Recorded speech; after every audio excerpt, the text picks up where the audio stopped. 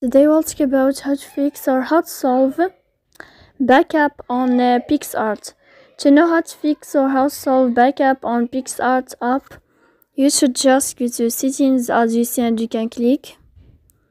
After that you can click on apps, default apps, app settings. Here in this list you will enter to the window of Picsart and you can click here in this window. Then you can click on first stop and you can click OK. Here we'll enter to storage. Then you can click clear cache.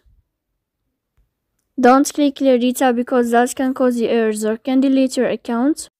In the end, you can turn off your Wi-Fi and you can wait a moment to turn on your Wi-Fi again.